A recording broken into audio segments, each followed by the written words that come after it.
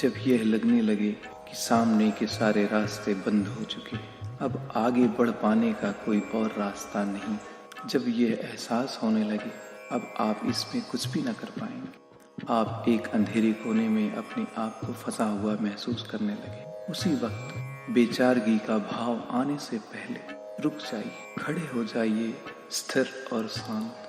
अपनी आंखों को बंद कर लीजिए एक पल के लिए, ताकि आप भीतर देख सकें और बस घूम जाइए। मैं ये नहीं कहता कि वापस लौट आइए, बस घूम जाइए और आप पाएंगे कि अभी भी आपके समक्ष एक लंबा रास्ता है आगे जाने का।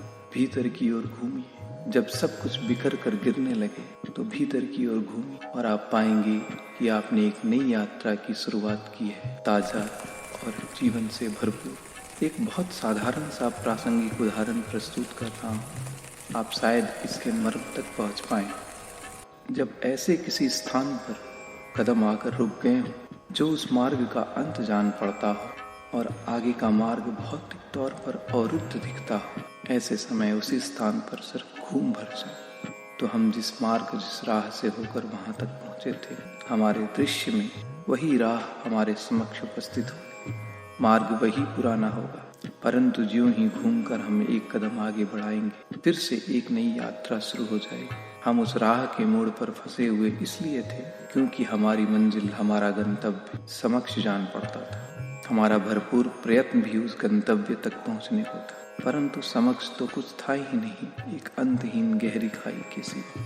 अच्छा हुआ जो मार्ग अवरुद्ध पाया, ठीक ही हुआ जो आगे जाने का कोई रास्ता नहीं मिला, नहीं तो उस गंतव्य तक पहुंचने की चेष्टा में अंत निश्चित था।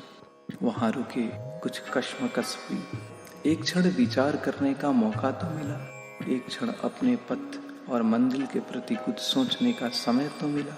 समक्ष जब कोई उपाय शेष न हो तो फिर वहां रुके रहने से और स्वयं को फंसा हुआ महसूस करने से क्या लाभ। सिर्फ वहां मुड़े, घूम जाएं, तो फिर एक नई यात्रा आपके सामने होगी। अवरोध तो आएंगे ही मार्ग में, परंतु अवरोध ही मार्ग का अंत हो यह जरूरी नहीं।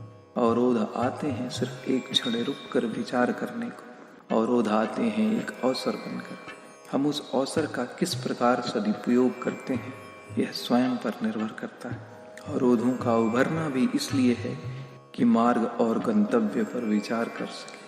कभी कभी जिसे हम अपना गंतव्य समझ रहे होते हैं वह दरअसल हमारा लक्ष्य होता ही नहीं, या फिर वह मार्ग जो हमने चुना था वह उस लक्ष्य तक पहुंचाने वाला नहीं होता।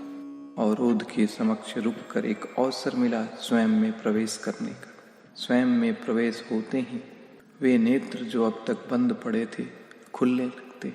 भीतरी दृष्टि उस गंतव्य और मार्ग का निर्माण करती है जिसके लिए यह जीवन हमें उपलब्ध हुआ है। अवरोध तक पहुँच, वहाँ रुक कर नेत्र बंद कर जब स्वयं के भीतर जाने का मार्ग खुलता है, तब मंजिल भी सदृश्य होता है और मार्ग भी।